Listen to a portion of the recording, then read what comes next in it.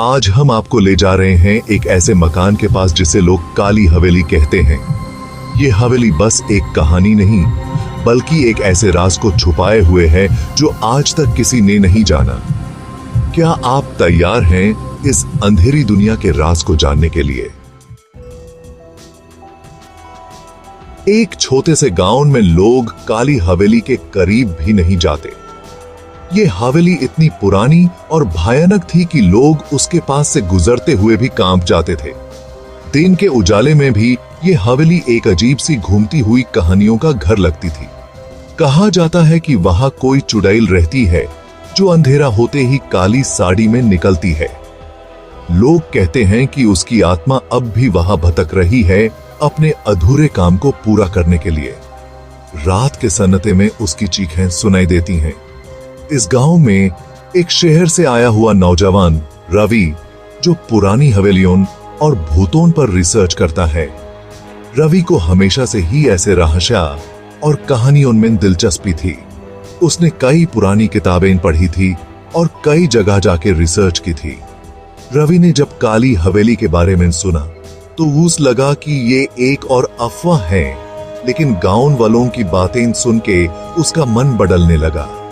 उसने सोचा कि शायद इस बार कुछ नया मिल सकता है, लेकिन उसके दिल में एक अजीब सी कशिश थी जो उस हवेली की तरफ खींच रही थी। उससे लगता था कि ये हवेली उससे कुछ कहना चाहती है, जैसे कि उसके अंदर कोई छुपी हुई कहानी है जो सिर्फ उसके लिए है। एक रात रवि ने फैसला किया कि वो हवेली के अंदर जाएगा और सच का पता लगाएगा। उसने अपने साथ एक टॉर्च और कुछ जरूरी सामान लिया और निकल पड़ा। उसका दिल जोर जोर से धड़क रहा था, लेकिन उसके कदम उसे हवेली की तरफ ले जा रहे थे। रवि को अंधेरे से डर नहीं लगता था, लेकिन उस रात कुछ अलग ही था। रात के 12 बजे रवि अपने टॉर्च और कैमरा के साथ हवेली के अंदर चला गया। जैसे ही उसने पहला कदम अंदर रखा, उसे लगा जैसे वहां एक अजीब सा भार है। हवा में एक सर्दी थी जो हड्डी तक को ठंडा कर रही थी। हवेली में हर तरफ धूल मिट्टी थी और दीवारों पर पुराने पेंटिंग्स लटक रही थी। लेकिन एक चीज उसने देखी।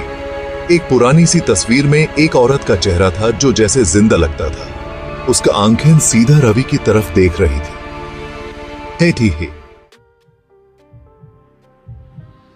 रवि को एक आवाज सुनाई दी, जैसे कोई उसके करीब आने की कोशिश कर रहा हो। उसने अपने आसपास देखा, लेकिन अंधेरा इतना घना था कि कुछ भी साफ नहीं दिख रहा था। उसके दिल की धड़कन तेज हो गई थी और उसके हाथ ठंडे पड़ गए थे। जब उसने मुड़ के देखा तो कोई नहीं था। उसने सोचा शायद ये उसका वहम होगा, लेकिन उसके मन में एक अजीब सी घबराहट थी। लेकिन फिर भी उसके कानों में एक आवाज गूंज रही थी, निकल जा यहां से। यह आवाज इतनी स्पष्ट थी कि रवि को लगा जैसे कोई उसके बिल्कुल करीब से बोल रहा हो। रवि ने हिम्मत नहीं हारी और अंदर की तरफ बढ़ता गया। उसने सोचा कि ये सब उसके मन का भ्रम है और उसे डरने की जरूरत नहीं है। हर कदम के साथ उसका विश्वास बढ़ रहा था, लेकिन उसके दिल की धड़कन अब भी तेज थी। तभी उसके सामने एक दरवाजा था जो धीरे से खुद ही खुल गया। रवि ने सोचा कि शायद हवा की वजह से ऐसा हुआ होगा, लेकिन उसके मन में एक अजीब सी घबराहट थी। जैसे ही उसने दरवाजे के पार कदम रखा, उसने देखा कि वो एक छोटी सी कमरे में आ गया है, जहां सिर्फ एक पुरानी कुर्सी थी।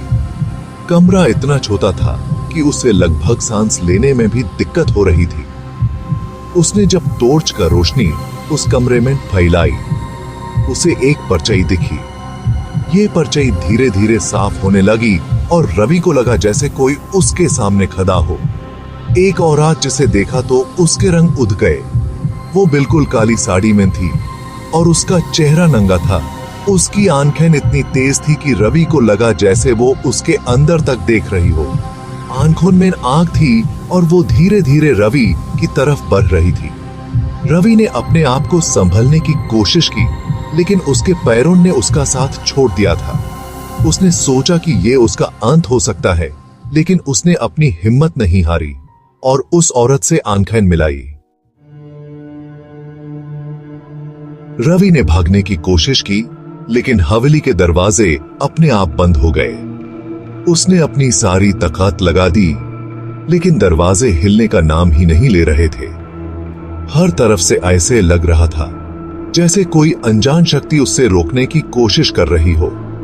उसका कैमरा उसके हाथ से गिर गया और वहां हर तरफ अंधेरा छा गया।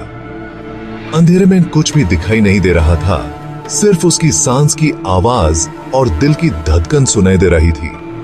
उसने अपने आप को संभलने की कोशिश की, लेकिन डर के मारे उसके हाथ पांव कांप रहे थे। फिर एकदम से उसे वो औरत अपने करीब महसूस हुई। उसकी सांस उसके कान के पास थी और उसकी ठंडी हवा रवि के शरीर को सुन कर रही थी। रवि ने पीछे मुड़कर देखा, लेकिन अंधेरे में कुछ भी साफ नहीं दिख रहा था। उसके कान के पास एक फूंक मार कर कहा, तुमने मुझे क्यों चेता? उसकी आवाज में इतना दर्द और गुस्सा था कि रवि का दिल धड़क उठा। उसने सोचा, ये क्या मजाक है? मैं तो सिर्फ यहां एक्सप्लोर करने आया था। रवि को लगा कि ये उसकी आखिरी रात होगी, लेकिन तभी उसने अपने हंथ में कुछ महसूस किया, एक घंटी। उसने सोचा, ये घंटी यहां कैसे आई? लेकिन उसके पास सोचने का वक्त नहीं था।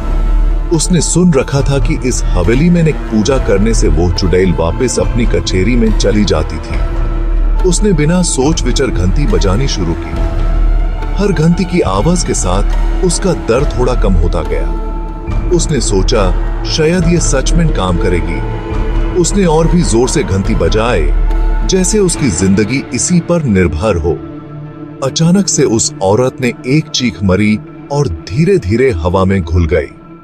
उसकी चीख इतनी भयानक थी कि रवि के कान बजने लगे, लेकिन धीरे धीरे उसका आकार घुलने लगा और वो हवा में मिल गई।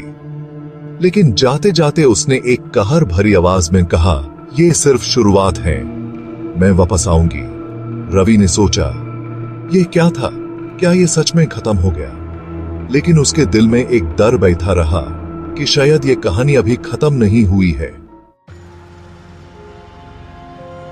आज भी लोग कहते हैं कि जो भी काली हवेली के अंदर जाता है वो वापस नहीं आता।